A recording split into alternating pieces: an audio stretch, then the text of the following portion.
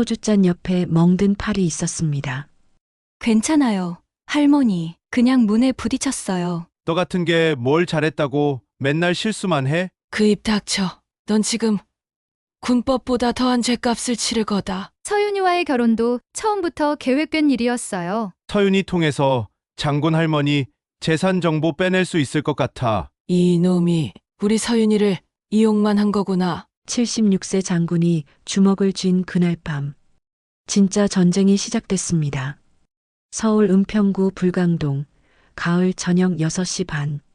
지하철 3호선 불광역에서 내린 윤태원은 천천히 걸음을 옮겼습니다.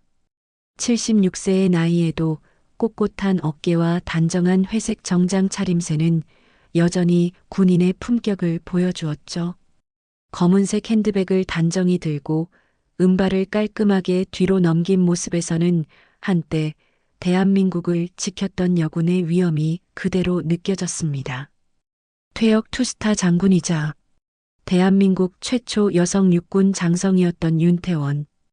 평생을 나라를 위해 살아온 그녀에게 지금 가장 소중한 건 바로 이 아파트 단지 안에 있는 외손녀 서윤이었어요. 걸어가면서도 마음 한켠이 무거웠습니다. 요즘 서윤과 통화할 때마다 뭔가 달라진 기분이 들었거든요. 예전처럼 밝고 경쾌한 목소리가 아니라 어딘지 모르게 조심스럽고 위축된 말투로 변해 있었죠. 엘리베이터를 타고 12층에 도착한 윤태원은 1203호 앞에서 잠시 숨을 고르고 초인종을 눌렀습니다. 문 너머로 급하게 뛰어오는 발걸음 소리가 들렸어요. 할머니, 오셨어요? 문을 연 서윤의 얼굴에 억지로 지은 듯한 미소가 걸려 있었습니다. 한때 그렇게 밝았던 아이의 눈빛이 어둡게 가라앉아 있는 걸 보니 가슴이 먹먹해졌어요. 서윤은 윤태원의 딸이 교통사고로 세상을 떠난 후 15살부터 직접 키운 외손녀였거든요. 조용하고 웃음 많았던 그 아이가 결혼한 지 반년 만에 이렇게 변해버린 걸 보면서도 윤태원은 뭔가 잘못됐다는 직감을 애써 무시하려 했습니다. 우리 서윤이 오늘 많이 힘들었니? 윤태원이 서윤의 손을 잡으며 물었어요. 서윤의 손이 예전보다 많이 차가워진 게 느껴졌죠. 괜찮아요, 할머니. 들어오세요.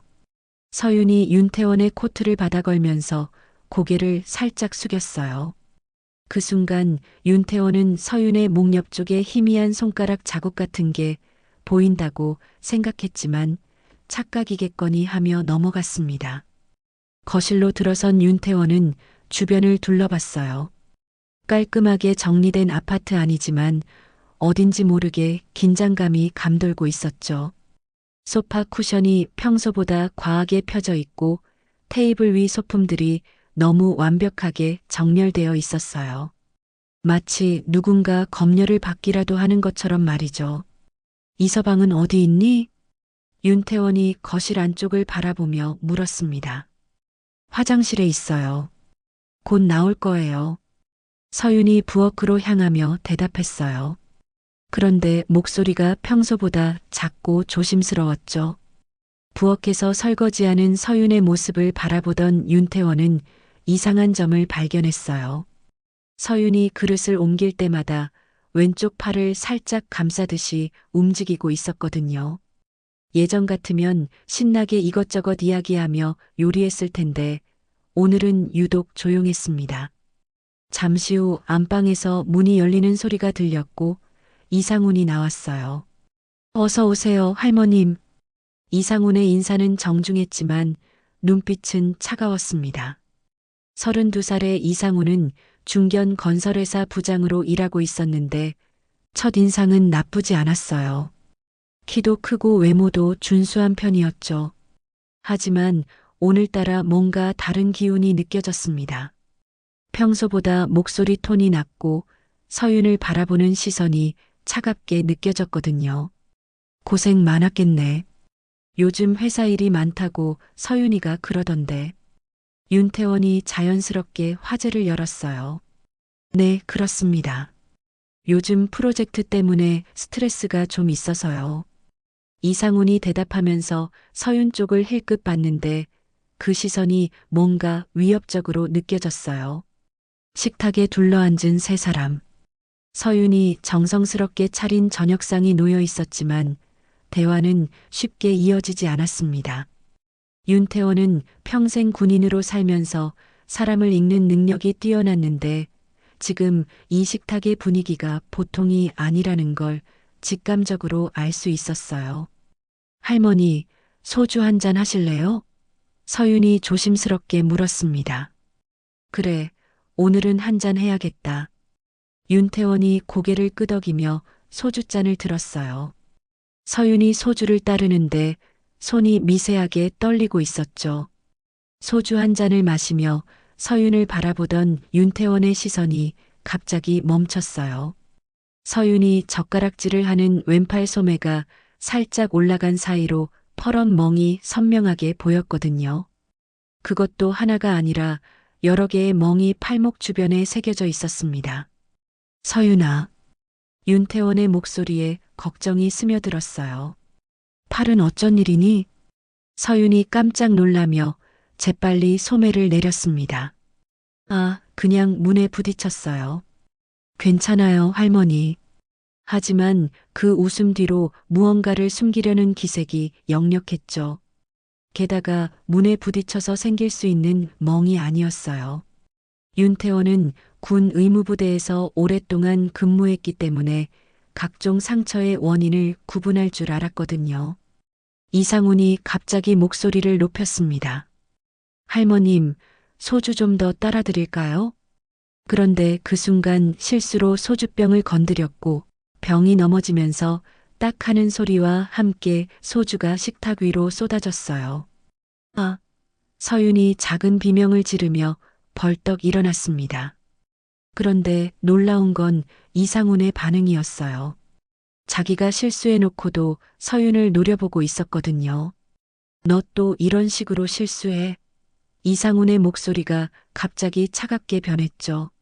매번 이런 식으로 어수선하게 만들어 놓고는. 여보, 괜찮아. 내가 치울게. 서윤이 서둘러 행주를 가져와 닦기 시작했어요. 그런데 손이 덜덜 떨리고 있었습니다. 마치 누군가에게 혼날까봐 무서워하는 아이처럼 말이죠. 너 같은 게 뭘 잘했다고 맨날 실수만 해?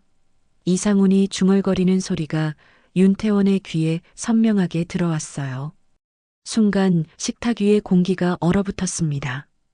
윤태원은 평생 전쟁터와 다름없는 군대에서 살아왔지만 지금 이 순간만큼 분노가 치밀어 오른 적은 없었어요.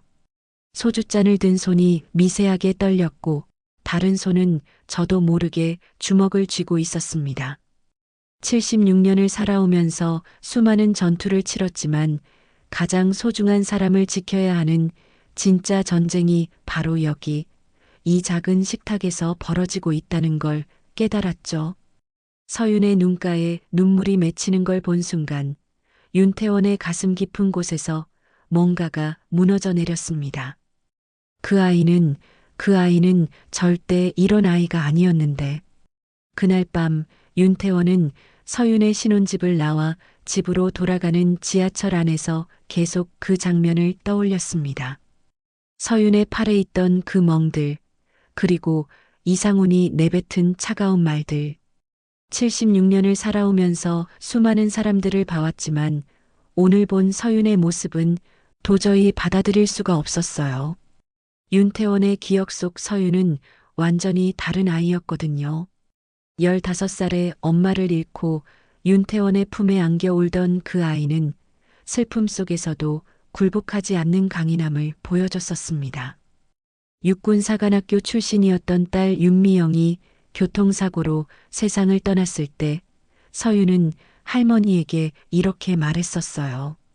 할머니, 저는 엄마처럼 강한 사람이 될 거예요. 할머니가 키워주신 엄마처럼요. 그때부터 윤태원은 서윤을 친딸처럼 아끼며 키웠습니다. 매일 아침 일찍 일어나 아침 식사를 챙겨주고 밤늦게까지 공부하는 서윤이 옆에서 함께 깨어 있어 주었죠. 서윤이 대학교에 들어갈 때까지 단 한 번도 윤태원 앞에서 약한 모습을 보인 적이 없었어요. 할머니, 오늘 학과 발표에서 1등 했어요. 대학교 2학년 때 서윤이 뛰어오며 안겼던 날이 떠올랐습니다. 그때 서윤의 눈은 별처럼 반짝였고 웃음소리는 집안 가득 울려 퍼졌었죠. 회계학과에서 늘 상위권을 유지했던 서윤은 졸업 후 중견회계법인의 취업까지 성공했어요. 할머니, 저 연애해요. 26살 서윤이 처음 이상훈을 소개했을 때도 환하게 웃고 있었습니다. 정말 좋은 사람이에요. 저를 아껴주고 제 이야기를 잘 들어줘요. 그때 이상훈의 첫인상은 나쁘지 않았어요. 정중하게 인사하고 서윤을 대하는 태도도 다정해 보였거든요. 건설회사에서 일하는 능력 있는 남자라는 것도 마음에 들었죠. 윤태원은 서윤이 행복해하는 모습을 보며 안심했었습니다. 하지만 결혼 후 서윤은 서서히 변하기 시작했어요. 처음에는 미묘한 변화였습니다. 전화를 받을 때 목소리가 예전보다 작아지고 만날 약속을 잡을 때도 남편에게 먼저 물어봐야 한다며 즉답을 피하기 시작했죠. 할머니, 죄송해요. 오늘은 못 만날 것 같아요. 상훈이가 갑자기 일이 생겼다고 해서 그런 연락이 점점 잦아졌습니다. 예전 같으면 할머니, 오늘 만나요. 맛있는 거 먹으러 가요. 라고 먼저 연락하던 서윤이 어느 순간부터 수동적으로 변해버린 거예요. 다음 날 오후 윤태원은 서윤이 다니는 회계법인 근처 카페에서 서윤과 만났습니다. 어제 저녁에 불편한 기억을 떨쳐내고 싶어서 먼저 연락을 했거든요. 할머니, 갑자기 만나자고 하셔서 깜짝 놀랐어요.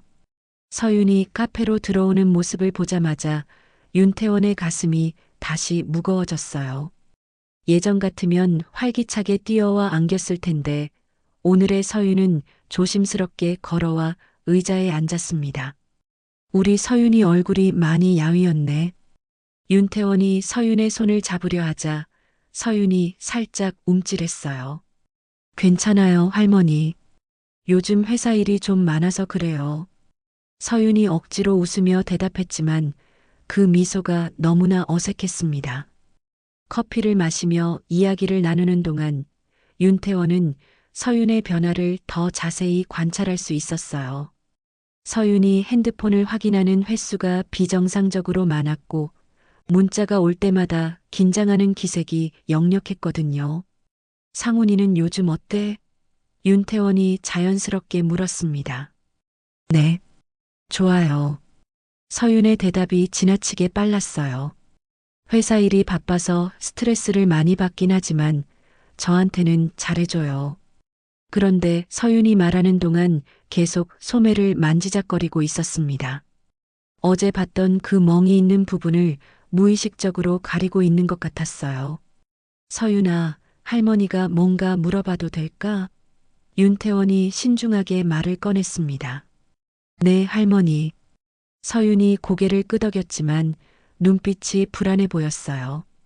혹시 힘든 일 있으면 할머니한테 꼭 말해. 알겠지? 윤태원이 서윤의 눈을 똑바로 바라보며 말했습니다. 그 순간 서윤의 눈에 눈물이 글썽거렸어요. 하지만 금세 고개를 돌리며 티슈로 눈가를 훔쳤죠.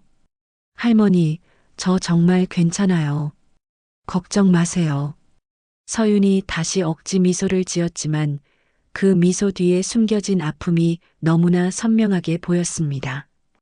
카페를 나서면서 윤태원은 확신했어요. 서윤에게 뭔가 심각한 일이 일어나고 있다는 것을. 그 밝고 강했던 아이가 이렇게 위축되고 두려워할 리가 없거든요. 윤태원은 평생 군인으로 살면서 위험을 감지하는 능력이 뛰어났는데 지금 서윤이 처한 상황이 보통이 아니라는 걸 직감적으로 알 수 있었어요. 할머니, 먼저 가볼게요. 늦으면 상훈이가 걱정할까봐. 서윤이 재빨리 인사하고 돌아서는 모습을 보며 윤태원의 가슴속에서 뭔가가 타오르기 시작했습니다. 그 아이는 절대 이런 아이가 아니었어요. 당당하고 씩씩했던 서윤이 이렇게 눈치를 보며 살아간다는 게 도저히 믿어지지 않았거든요. 윤태원은 그날 밤 잠들지 못하고 계속 생각했습니다. 서윤을 지키기 위해 무엇을 해야 할지를. 서윤과 헤어진 지 사흘 후 윤태원은 결국 참을 수 없어서 서윤의 집 근처로 향했습니다. 오후 6시경 불광동 아파트 단지 앞 작은 공원에 도착한 윤태원은 서윤의 집이 보이는 벤치에 자연스럽게 앉았어요. 겉으로는 산책 나온 노인처럼 보였지만 실제로는 12층 1203호 창문을 예리하게 관찰하고 있었거든요. 평생 군인으로 살면서 감시와 정찰에 익숙했던 윤태원에게는 이런 관찰이 어려운 일이 아니었습니다. 벤치에 앉아 있으면서도 주변 상황을 파악하고 서윤의 집 창문에서 일어나는 일들을 놓치지 않고 지켜보고 있었어요. 처음 1시간 정도는 별다른 일이 없었습니다. 서윤이 부엌에서 저녁 준비를 하는 모습이 희미하게 보였고 이상우는 거실에서 텔레비전을 보고 있는 것 같았어요. 평범한 신혼부부의 저녁 풍경이었죠. 그런데 오후 7시가 넘어서면서 분위기가 바뀌기 시작했습니다. 창문 너머로 이상훈이 벌떡 일어나는 모습이 보였거든요. 무언가 소리를 지르는 듯한 몸짓이었는데 거리상 정확한 말은 들리지 않았지만 분명히 화를 내고 있다는 걸 알 수 있었어요. 윤태원은 벤치에서 일어나 좀 더 가까이 다가갔습니다. 아파트 입구 쪽으로 이동하면서도 자연스럽게 행동했죠. 마치 산책하는 할머니처럼 말이에요. 그때 12층 창문에서 무언가가 움직이는 게 보였습니다. 이상훈이 손에 뭔가를 들고 있는 것 같았어요. 그리고 잠시 후 쾅 하는 소리가 희미하게 들려왔죠. 뭔가를 던진 소리였습니다. 윤태원의 가슴이 쿵쾅거리기 시작했어요. 아무리 멀리서 보는 것이라고 해도 저런 움직임은 분명히 폭력적인 행동이었거든요.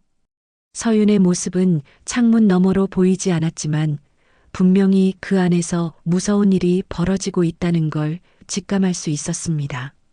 잠시 후 아파트 경비실 앞을 지나가는데 경비원 아저씨가 윤태원을 알아봤어요. 장군님 아니세요? 며칠 전에도 오셨었는데. 50대 중반으로 보이는 경비원이 반갑게 인사했습니다. 네, 안녕하세요. 손녀 집에 잠깐 들렀다가 산책하고 있어요. 윤태원이 자연스럽게 대답했어요. 손녀분이 1203호에 사시죠? 신혼부부. 경비원이 고개를 끄덕였습니다. 맞아요. 그런데 여기 사시는 분들은 어떠세요? 조용한 편인가요? 윤태원이 넌지시 물어봤어요. 경비원이 잠시 주변을 둘러보더니 목소리를 낮췄습니다. 사실 말씀드리면 1203호는 좀 그래요. 그렇다는 게 밤마다 무슨 소리가 나요. 고함 소리, 뭔가 부딪히는 소리. 다른 층 주민들이 몇 번 신고도 했어요. 경비원이 조심스럽게 말했습니다. 윤태원의 가슴이 철렁 내려앉았어요. 그럼 직접 확인해 보신 적은 있나요? 한번 올라가 봤는데 문 열어주지 않더라고요. 안에서는 조용해졌고 뭐라고 해야 할까요? 애매한 상황이었죠.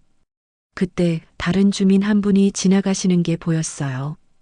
윤태원과 비슷한 연배의 할머니였는데 경비원이 손짓으로 불러 세웠습니다.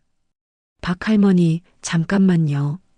이분이 1203호 손녀분 할머니시래요. 박 할머니가 다가오더니 윤태원을 바라봤어요. 아, 그러세요? 저는 1103호에 살고 있어요. 안녕하세요. 혹시 저희 손녀 집에서 무슨 소리 들리는 거 아시나요? 윤태원이 직접적으로 물어봤습니다. 박 할머니가 잠시 망설이다가 말했어요. 솔직히 말씀드리면 저 집 정말 시끄러워요. 밤마다 무슨 고함 소리 나고 뭔가 깨지는 소리도 들리고 그럼 손녀가 글쎄요. 확실하지는 않지만 박할머니가 목소리를 더욱 낮췄습니다. 손녀분 맞는 거 아닐까요? 며칠 전에 복도에서 마주쳤는데 얼굴에 상처가 있더라고요. 넘어졌다고 하시던데.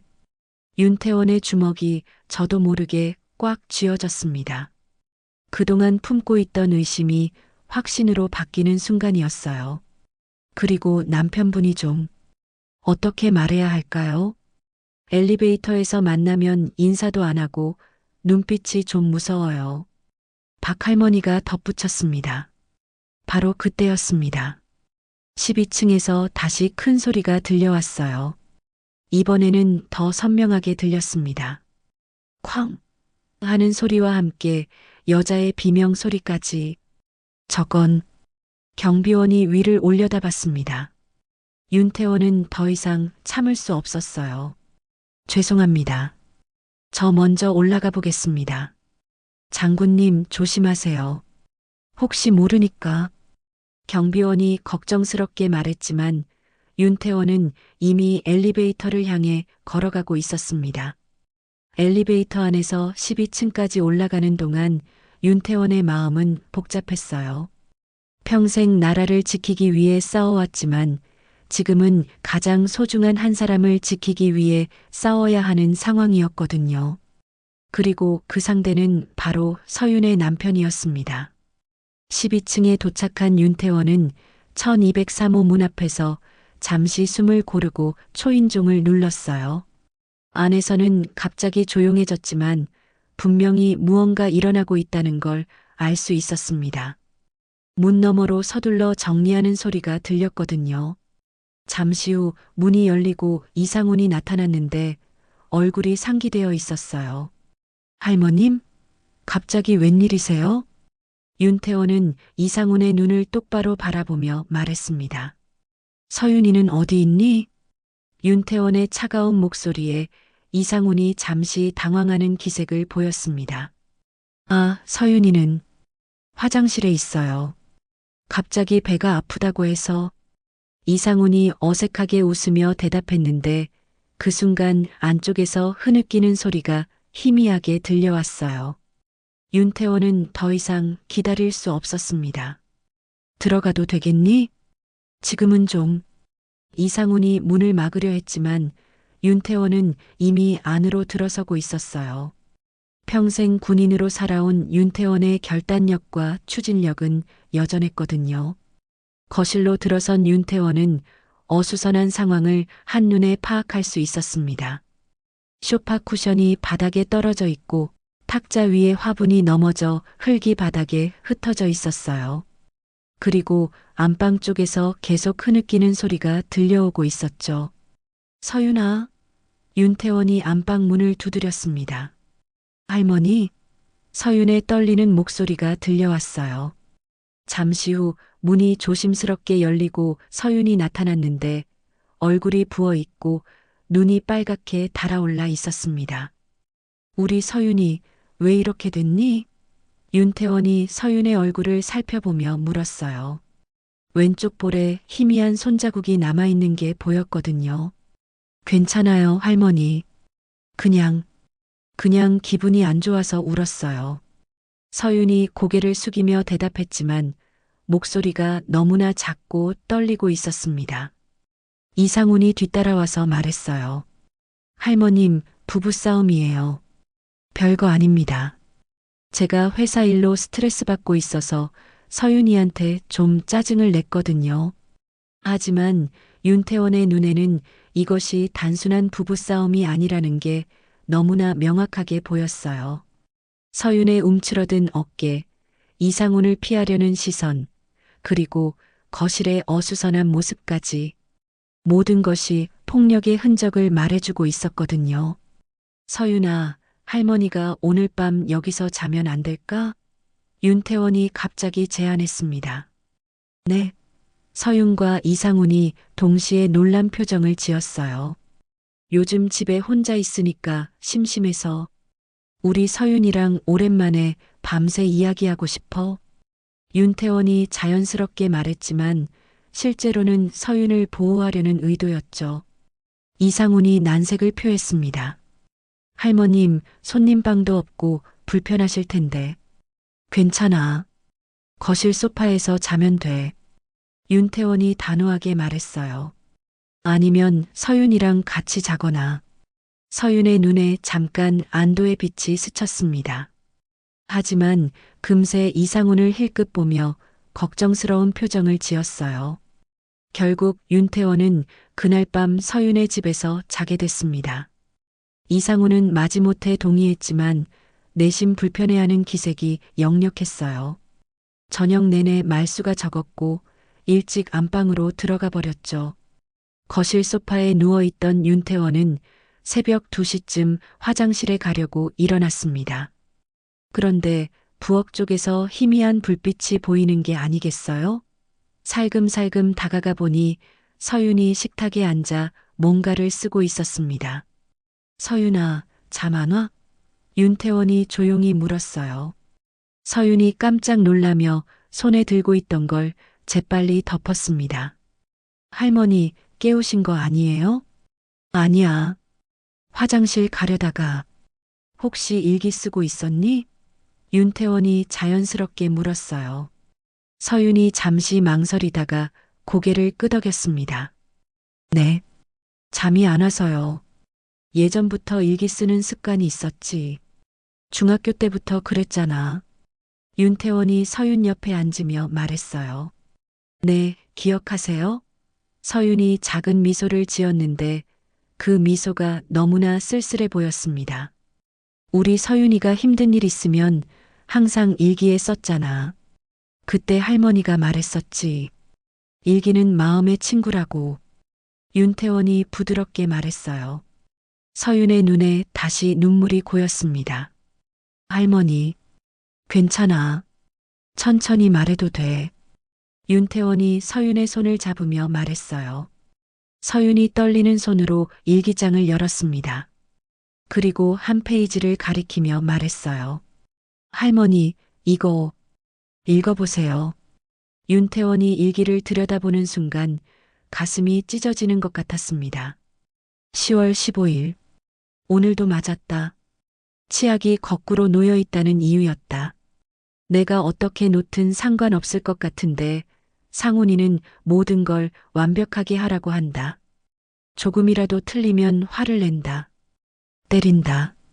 할머니한테는 말할 수 없다. 걱정하실까봐. 나도 나를 포기하고 싶지는 않은데. 점점 지쳐간다. 윤태원의 손이 떨렸습니다. 다음 페이지를 넘겨봤어요. 10월 20일. 오늘은 저녁을 늦게 차렸다고 뺨을 맞았다.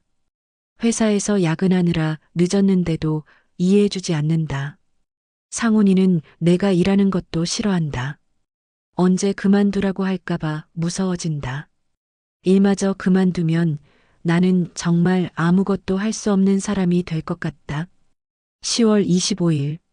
친구들이 만나자고 연락 왔는데 못 만난다고 했다. 상훈이가 외출을 허락하지 않는다. 점점 세상과 멀어지는 것 같다. 예전에 나는 어디로 간 걸까? 11월 3일. 할머니가 오신다고 하니까 상훈이가 더 신경질적이다. 혹시 할머니가 눈치채실까봐 걱정이다. 하지만 한편으로는 할머니라면 나를 구해주실 수 있을까? 윤태원은 일기장을 덮고 서윤을 끌어안았습니다. 우리 서윤이 이런 일을 혼자 견뎌왔구나. 서윤이 윤태원의 품에서 소리내어 울기 시작했어요. 그동안 참아왔던 모든 아픔과 두려움이 한 번에 쏟아져 나오는 것 같았습니다. 할머니, 저 어떻게 해야 해요? 저는 정말 나쁜 아내인 걸까요? 서윤이 흐느끼며 물었어요. 윤태원은 서윤의 머리를 쓰다듬으며 단호하게 말했습니다. 절대 아니야. 넌 잘못한 게 하나도 없어. 그리고 윤태원이 서윤의 눈을 바라보며 말했어요. 넌 절대 혼자가 아니다. 할머니가 있잖아. 그날 밤 윤태원은 서윤의 손을 꼭 잡고 있었습니다. 서윤이 잠든 후에도 한동안 잠들지 못하고 생각했어요. 평생 나라를 지키기 위해 싸워온 군인으로서 이제는 가장 소중한 사람을 지키기 위해 진짜 전쟁을 시작해야 한다는 걸 알았거든요. 윤태원이 서윤의 집에서 하룻밤을 보낸 지 이틀 후 예상치 못한 전화 한 통이 걸려왔습니다. 오후 3시경이었는데 모르는 번호였어요. 혹시 윤태원 장군님이신가요? 젊은 여성의 목소리였습니다. 네, 맞습니다. 누구시죠? 윤태원이 조심스럽게 대답했어요.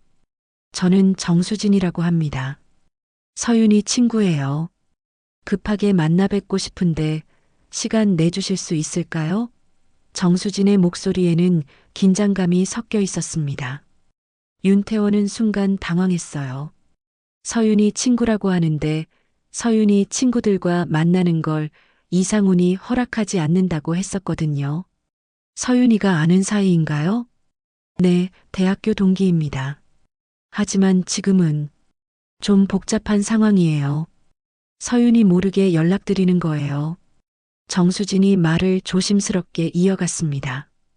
어디서 만날까요? 윤태원이 즉시 결정했어요. 뭔가 중요한 이야기가 있을 것 같다는 직감이 들었거든요. 홍대 입구역 근처 조용한 카페에서 만나면 어떨까요? 제가 위치 보내드릴게요. 1시간 후 윤태원은 홍대 골목길 안쪽에 있는 작은 카페에 도착했습니다. 정수진은 이미 와서 기다리고 있었어요. 31살의 정수진은 단정한 차림에 지적인 인상을 주는 여성이었습니다. 안녕하세요, 장군님. 정수진입니다. 정수진이 일어나 정중하게 인사했어요. 반갑습니다. 그런데 어떻게 제 연락처를 아셨나요? 윤태원이 의자에 앉으며 물었습니다. 서윤이한테 들었어요. 예전에 할머니 연락처를 물어본 적이 있거든요. 정수진이 커피를 한 모금 마시며 말했어요. 사실 저는 심리 상담사로 일하고 있습니다. 윤태원의 눈빛이 예리해졌습니다. 혹시 서윤이와 관련된 일인가요? 네, 맞습니다. 정수진이 고개를 끄덕이며 가방에서 파일 하나를 꺼냈어요.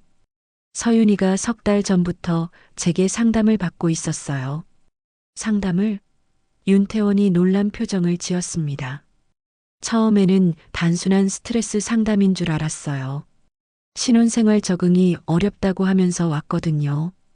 그런데 몇 번 상담을 하다 보니 정수진이 말을 잠시 멈췄습니다. 뭔가 이상한 점을 발견하신 거군요. 네.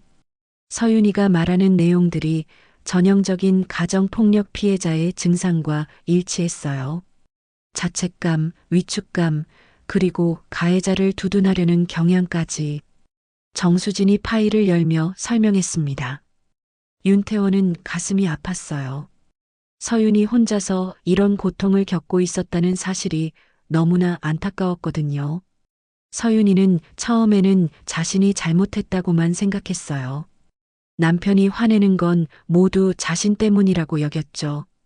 하지만 상담을 통해 점차 상황을 객관적으로 보기 시작했습니다.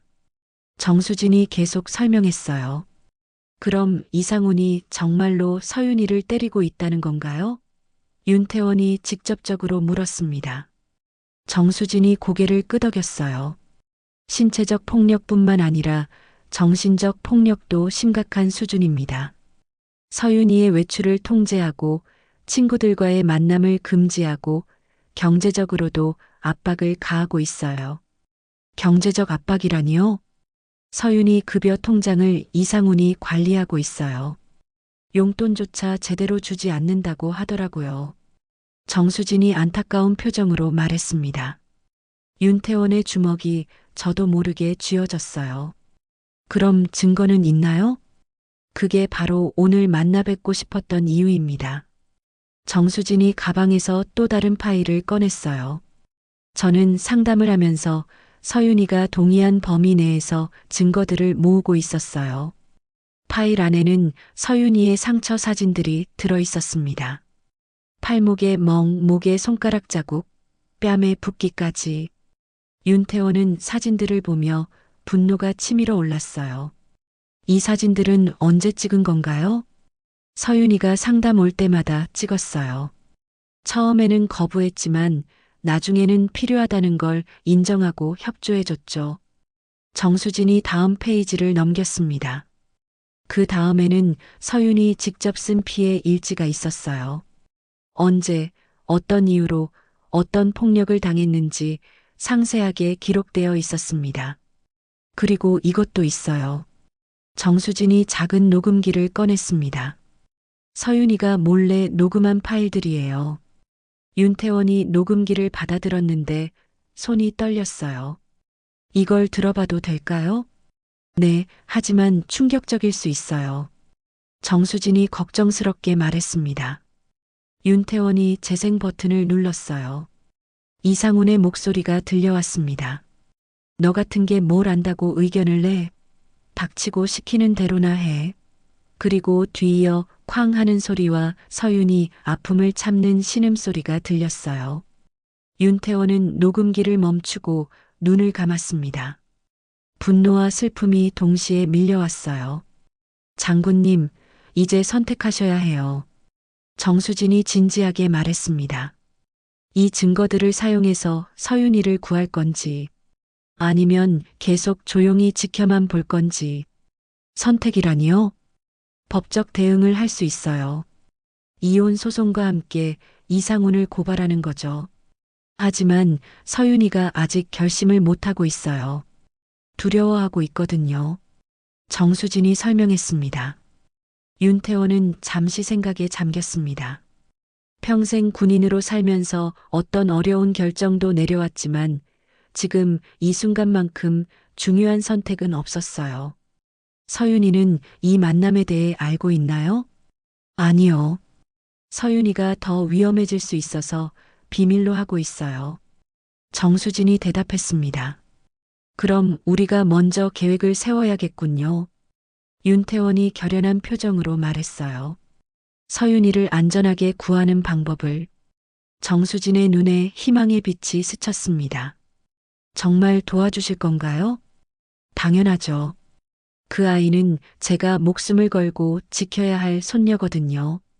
윤태원이 단호하게 대답했습니다. 두 사람은 그날 오후 내내 구체적인 계획을 세웠어요. 서윤을 안전하게 보호하면서 이상훈을 법적으로 처벌하는 방법을 찾기 위해서였죠. 진짜 전쟁이 시작되려고 하고 있었습니다.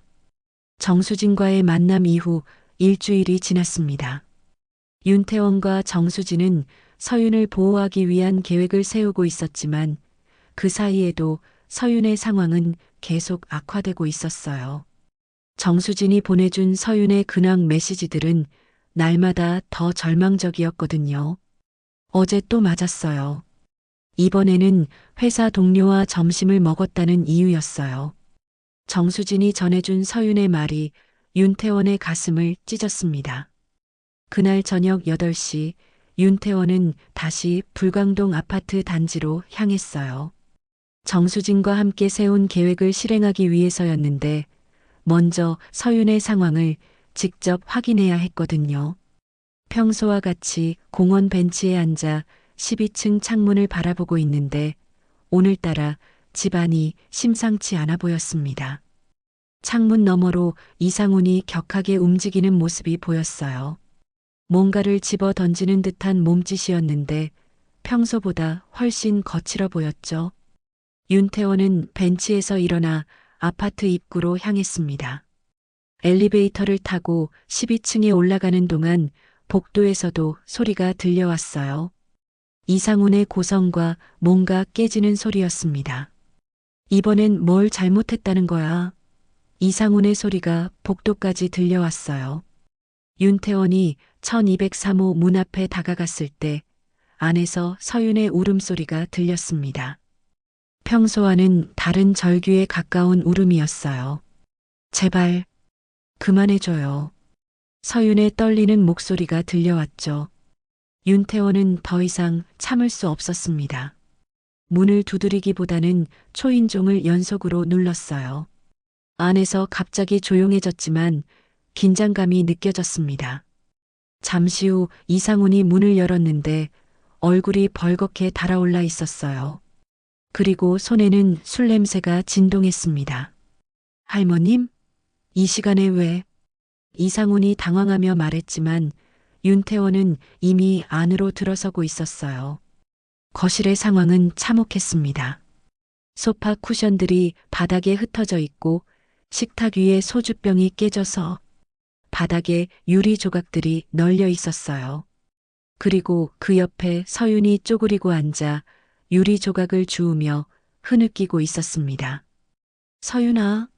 윤태원이 달려가서 서윤의 손을 잡았는데 손에 피가 나고 있었어요.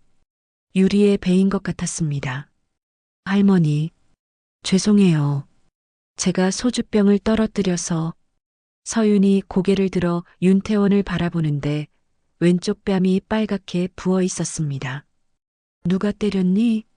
윤태원의 목소리가 차갑게 변했어요. 아니에요, 할머니. 제가 넘어져서. 서윤이 거짓말을 하려 했지만 목소리가 떨리고 있었죠. 이상훈이 뒤에서 말했습니다. 할머님, 부부싸움이에요. 서윤이가 저녁을 늦게 차려서 제가 좀 화를 냈거든요. 화를 냈다고. 윤태원이 천천히 일어나며 이상훈을 바라봤어요. 이게 화를 낸 거라고. 그러니까 제가 술을 좀 마셔서 실수를. 이상훈이 변명하려 했지만 윤태원의 시선이 너무 차가워서 말을 잇지 못했습니다. 서윤아, 일어나. 윤태원이 서윤을 부축하며 소파에 앉혔어요. 그리고 이상훈을 향해 돌아섰습니다. 너 지금까지 우리 서윤이한테 뭘 한 거니? 윤태원의 목소리에는 76년간 쌓인 위험과 분노가 담겨 있었어요. 할머님, 오해하고 계시는 것 같은데. 이상훈이 웃으며 대답하려 했는데 그 순간 술김에 본성이 드러났습니다. 멋이 어쩌고 저째. 오해? 우리 부부 일에 너무 간섭하시는 거 아니냐고. 이상훈의 말투가 갑자기 반말로 바뀌었어요. 윤태원의 눈빛이 번개처럼 번뜩였습니다. 뭐라고? 서윤이는 제 아내고 이 집에서 일어나는 일은 제가 결정하는 거예요. 할머님이라고 해서 함부로. 이상훈이 계속 말하려 했는데 윤태원이 한 발짝 다가섰습니다. 그 입 닥쳐. 윤태원의 목소리가 얼음처럼 차가웠어요. 넌 지금 군법보다 더한 죗값을 치를 거다. 이상훈이 비웃으며 말했습니다. 뭐 어쩌실 건데요? 때리시게요? 그 순간 윤태원의 주먹이 떨렸습니다. 평생 나라를 지키기 위해 싸워온 군인으로서 지금처럼 분노가 치밀어 오른 적은 없었어요. 하지만 폭력으로 폭력을 해결할 수는 없다는 것도 알고 있었죠. 대신 윤태원은 식탁으로 다가가서 남은 소주병을 들어 올렸습니다. 그리고 바닥에 내려쳤어요. 쾅! 하는 소리와 함께 소주병이 산산조각 났습니다. 이 소리 들려? 윤태원이 이상훈을 노려보며 말했어요. 이게 바로 네가 우리 서윤이한테 한 짓이다. 사람의 마음을 산산조각 내놓고도 부부싸움이라고? 이상훈의 얼굴이 창백해졌어요. 윤태원의 기세에 눌려서 한 발짝 뒤로 물러섰습니다. 할머니. 서윤이 일어나서 윤태원의 팔을 잡았어요. 그만해 주세요. 더 화나실까봐. 아니다, 서윤아. 윤태원이 서윤의 손을 잡으며 말했어요. 이제 그만할 거야. 더 이상 참지 않을 거다. 윤태원은 이상훈을 향해 다시 말했습니다. 너 같은 놈 때문에 우리 서윤이가 이렇게 될 줄 알았으면 처음부터 결혼을 허락하지 않았을 거다. 할머님, 진정하세요. 저희가 알아서. 이상훈이 말하려 했지만 윤태원이 손을 들어 제지했어요. 알아서? 지금까지 알아서 한 게 이거니? 윤태원이 부서진 소주병 조각들을 가리키며 말했습니다. 바로 그때였습니다. 복도에서 발걸음 소리가 들려왔어요. 아마 소음 때문에 이웃들이 나온 것 같았습니다. 윤태원은 서윤을 바라보며 말했어요. 서윤아, 이제 결정할 시간이다. 할머니와 함께 갈 거니 아니면 여기 남을 거니? 서윤의 눈에 눈물이 가득했지만 그 안에는 결심의 빛이 보였습니다. 할머니, 서윤이 떨리는 목소리로 말했어요. 저, 할머니와 함께 갈래요. 그 순간 윤태원의 가슴 속에서 뭔가가 터져 나왔습니다. 드디어 손녀를 구할 수 있다는 안도감과 앞으로 벌어질 진짜 전쟁에 대한 각오가 동시에 솟아났어요. 할머니, 저 할머니와 함께 갈래요. 서윤의 떨리는 목소리가 깨진 소주병 조각들 사이에서 울려 퍼졌습니다. 이상훈의 얼굴이 순간 일그러졌어요. 뭐라고? 서윤아, 내가 지금 뭔 소리 하는 거야? 여보. 아니, 이상훈 씨. 서윤이 처음으로 남편의 이름을 부르며 말했어요. 저는 더 이상 이렇게 살 수 없어요. 윤태원이 서윤의 어깨에 손을 올리며 든든하게 지지해 주었습니다. 맞다, 서윤아. 이제 끝이다. 하지만 이상훈은 쉽게 포기하지 않았어요. 갑자기 서윤에게 달려들며 팔을 붙잡았습니다. 너 어디 가겠다는 거야? 내 허락도 없이? 나요. 서윤이 소리쳤지만 이상훈의 소나기가 더욱 거세졌어요. 윤태원이 즉시 이상훈의 손목을 잡았습니다. 76세의 나이에도 군인 시절 단련된 힘은 여전했어요. 당장 손 놔. 아파요. 이상훈이 비명을 지르며 서윤의 팔을 놓았습니다. 그 순간 이상훈이 갑자기 휴대폰을 꺼내 누군가에게 전화를 걸기 시작했어요. 여보세요, 형님? 지금 할머니가 집에 와서 난리를 치고 있어요. 서윤이를 데려간다고. 윤태원은 순간 의아했습니다. 이상훈이 누구에게 전화하는 걸까? 그런데 전화 너머 목소리가 들려왔어요. 뭐? 할머니가? 야, 너 지금까지 말한 대로 조용히 처리 못하는 거야? 거친 남자 목소리였습니다. 이상훈이 말했어요. 형님, 이러면 우리 계획이 틀어져요. 서윤이 돈 때문에 결혼한 거잖아요. 그 말을 들은 순간 윤태원과 서윤이 동시에 얼어붙었습니다. 무슨 뜻인지 알 수 없었지만 뭔가 더 큰 음모가 있다는 걸 직감할 수 있었어요. 이상훈 씨, 지금 무슨 말을 하는 거예요? 서윤이 떨리는 목소리로 물었습니다. 이상훈이 전화를 끊고 비웃으며 말했어요. 이제 와서 뭘 안다고? 너 같은 순진한 여자가? 바로 그때 현관문이 열리며 정수진이 들어왔습니다. 윤태원이 미리 연락해둔 대로였어요. 서윤아, 괜찮아? 정수진이 달려와 서윤을 확인했습니다. 수진아, 너도 왔구나. 서윤이 안도의 표정을 지었어요. 정수진이 가방에서 녹음기를 꺼내며 말했어요. 윤 장군님, 지금 모든 대화가 녹음되고 있어요. 이상훈 씨가 방금 한 말들도 모두 증거가 됩니다. 이상훈의 얼굴이 창백해졌어요. 뭐? 녹음? 네, 그리고 이것도 있어요. 정수진이 또 다른 녹음기를 꺼냈습니다. 이상훈 씨가 지난달에 서윤이를 협박한 내용이에요. 재생 버튼을 누르자 이상훈의 목소리가 흘러나왔어요. 손가락 하나라도 움직이면 내 집안 다 끝장내줄게. 내가 누구인지 알잖아? 내 형들이 어떤 사람들인지도 알고 있고. 윤태원의 눈빛이 차가워졌습니다. 형들이라고? 너 혹시? 정수진이 파일을 펼치며 설명했어요. 조사해 보니까 이상훈 씨는 조직폭력배들과 연결되어 있어요. 그리고 서윤이와의 결혼도 처음부터 계획된 일이었습니다. 뭐라고요? 서윤이 충격받은 표정으로 물었습니다. 서윤이 다니는 회계법인에서 관리하는 고액 자산가들의 정보를 빼내려고 한 거예요. 그 중에 윤 장군님도 포함되어 있었고요. 정수진이 계속 설명했습니다. 이상훈이 당황하며 소리쳤어요. 거짓말이야. 증거도 없으면서. 증거는 충분해요. 정수진이 휴대폰을 꺼내 보여줬습니다. 이상훈 씨가 동료들과 나눈 카카오톡 대화 내용이에요. 서윤이 휴대폰에서 복구한 거예요. 화면에 떠오른 대화 내용을 보자 모든 사람이 숨을 멈췄습니다. 서윤이 통해서 장군 할머니 재산 정보 빼낼 수 있을 것 같아. 회계법인 고객 리스트도 확보했고, 결혼하고 나면 서윤이는 조용히 처리하면 돼. 서윤이 바닥에 주저앉으며 흐느끼기 시작했어요. 그럼 처음부터 다 거짓말이었던 거예요? 윤태원의 주먹이 떨렸습니다. 분노가 극에 달했어요. 이놈이 우리 서윤이를 이용만 한 거구나.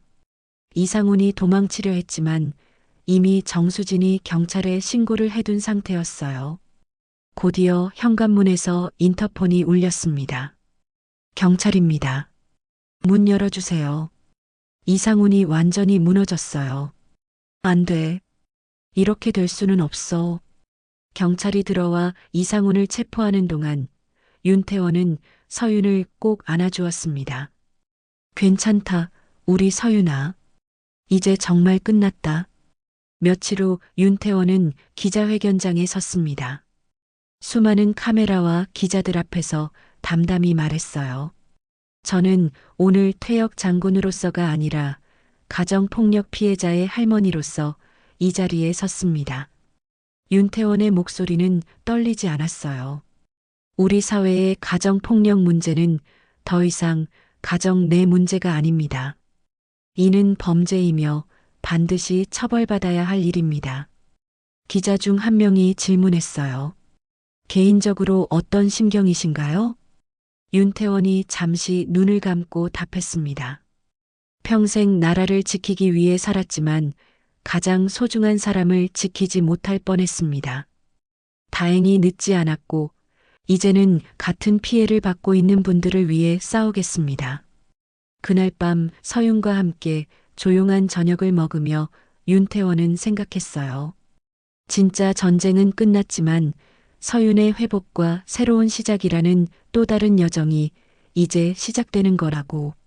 하지만 이번에는 혼자가 아니었어요. 할머니가 있었으니까요. 이상훈이 구속된 지 6개월이 지났습니다. 그 사이 많은 일들이 일어났어요. 이상훈은 가정폭력, 사기, 그리고 조직폭력배와의 연루 혐의로 실형을 선고받았습니다. 서윤은 이혼 소송에서 승소했고 그동안 빼앗겼던 자유를 되찾을 수 있었어요. 하지만 상처가 하루아침에 치유되는 건 아니었습니다. 서윤은 심리 치료를 받으며 천천히 자신을 되찾아가고 있었어요. 정수진의 꾸준한 상담과 윤태원의 변함없는 사랑 덕분에 예전의 밝은 모습을 조금씩 되찾고 있었죠. 할머니, 저 오늘 중요한 발표 있어요. 어느 봄날 오후 서윤이 윤태원에게 전화를 걸었습니다. 목소리에 설렘이 가득했어요. 무슨 발표인데? 윤태원이 웃으며 물었습니다. 서윤의 목소리가 예전처럼 생기가 돌아온 게 느껴져서 가슴이 따뜻해졌어요. 제가 다니던 회계법인을 그만두고 작은 디자인 회사를 차리기로 했어요. 원래 제 꿈이었거든요. 서윤이 신나게 말했습니다. 윤태원은 깜짝 놀랐어요. 정말? 언제부터 준비한 거니? 사실 몇 달 전부터 준비했어요. 수진 언니가 많이 도와줬고요. 할머니한테 말씀드리려고 했는데 확정되면 그때 말씀드리려고. 서윤이 조금 미안해하며 말했어요. 그럴 필요 없어. 우리 서윤이가 하고 싶은 일을 하는 게 가장 중요하지. 윤태원이 진심으로 축하해 주었습니다. 할머니, 그럼 오늘 새 사무실에 와주실 수 있어요? 할머니가 첫 번째 손님이셨으면 좋겠어요. 윤태원은 서둘러 준비를 시작했어요. 집에서 직접 담근 김치와 나물들을 정성스럽게 포장했습니다. 새 출발을 하는 서윤에게 할머니의 손맛을 전해주고 싶었거든요. 오후 4시 홍대 근처 작은 건물 2층에 있는 서윤의 사무실에 도착한 윤태원은 깜짝 놀랐어요. 작지만 깔끔하게 꾸며진 공간에 서윤이 직접 디자인한 로고와 작품들이 전시되어 있었거든요. 할머니, 서윤이 뛰어와 윤태원을 안았습니다. 예전처럼 밝은 미소를 지으며 말이에요. 어떠세요? 제 사무실? 정말 멋있다. 윤태원이 사무실을 둘러보며 감탄했어요. 우리 서윤이가 이런 재능이 있었구나. 사실 대학교 때부터 디자인을 부전공으로 공부했었어요. 회계일도 좋았지만 진짜 하고 싶었던 건 이거였거든요. 서윤이 작품들을 보여주며 설명했습니다. 윤태원은 서윤의 얼굴을 자세히 봤어요. 6개월 전과는 완전히 다른 모습이었습니다. 눈에는 생기가 돌고 얼굴에는 자신감이 넘쳤어요. 무엇보다 웃을 때 진심으로 행복해 보였거든요. 할머니가 김치랑 나물 가져왔어. 새 사무실 기념으로. 윤태원이 포장한 음식들을 꺼내며 말했어요. 와, 할머니 김치. 정말 오랜만이에요. 서윤이 눈을 반짝이며 말했습니다. 할머니, 여기서 같이 저녁 먹어요. 제가 치킨도 시켰어요. 여기서? 네, 사무실 한쪽에 작은 테이블도 있어요. 가끔 여기서 간단하게 식사하려고 준비해뒀거든요. 서윤이 구석에 있던 작은 원목 테이블을 가리켰어요. 두 사람은 작은 테이블에 앉아 소박한 저녁을 나눴습니다. 윤태원이 가져온 김치와 나물, 그리고 서윤이 주문한 치킨이 전부였지만 어느 때보다 풍성한 식사였어요. 할머니, 소주 한잔 할까요? 서윤이 작은 소주병을 꺼내며 말했습니다. 윤태원은 잠시 멈칫했어요. 6개월 전 그 악몽 같았던 밤이 떠올랐거든요. 소주잔 옆에 있던 멍든 팔, 깨진 소주병들, 그리고 서윤의 눈물. 괜찮아요, 할머니. 이제는 정말 괜찮아요. 서윤이 윤태원의 마음을 알아채고 부드럽게 말했어요. 서윤이 2개의 작은 잔에 소주를 따랐습니다. 이번에는 손이 떨리지 않았어요. 자신감 있고 당당한 모습이었죠. 할머니, 저 정말 많이 변했죠? 서윤이 소주잔을 들며 물었어요. 그럼, 우리 서윤이가 이렇게 밝아진 걸 보니 할머니가 얼마나 기쁜지 몰라. 윤태원도 잔을 들었습니다. 사실 처음에는 정말 무서웠어요. 다시 혼자 살아갈 수 있을까? 사람들을 믿을 수 있을까? 그런 생각들 때문에 많이 힘들었거든요. 서윤이 솔직하게 마음을 털어놓았어요. 그런데 할머니가 계속 옆에 있어 주셔서 용기를 낼 수 있었어요.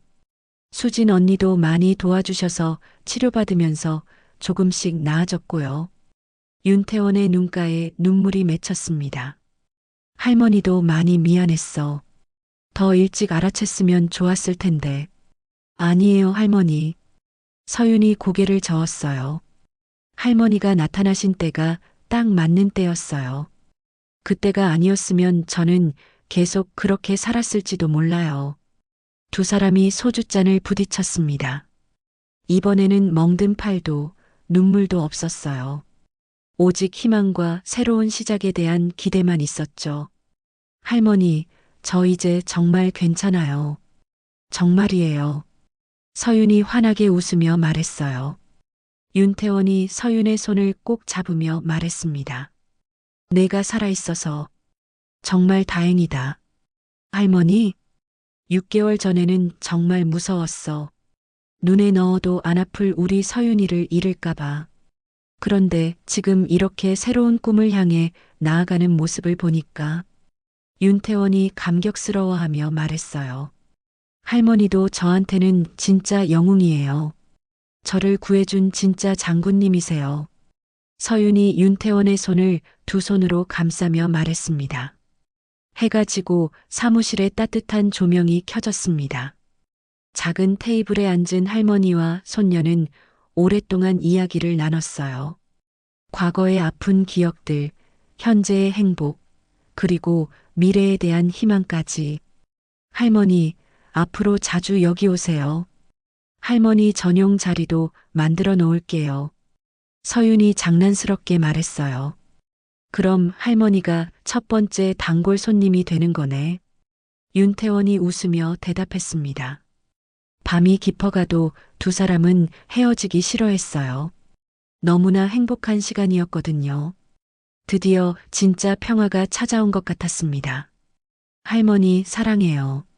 서윤이 윤태원을 꼭 안으며 말했어요.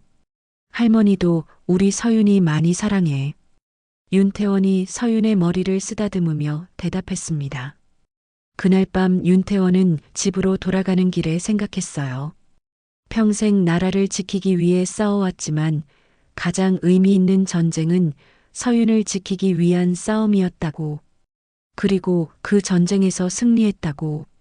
이제 서윤은 정말로 자유롭고 행복한 새로운 인생을 시작할 수 있게 되었으니까요. 소주잔 옆에 있던 멍든 팔은 이제 없었습니다. 대신 꿈을 향해 뻗어나가는 건강한 두 팔이 있었어요. 그리고 무엇보다 진심으로 웃는 서윤의 모습이 있었습니다. 오늘의 사연만 땅 이야기는 여기까지입니다. 언제나 따뜻한 마음으로 함께 해주셔서 감사합니다. 구독과 좋아요는 큰 힘이 됩니다. 늘 건강하시고 평안하세요.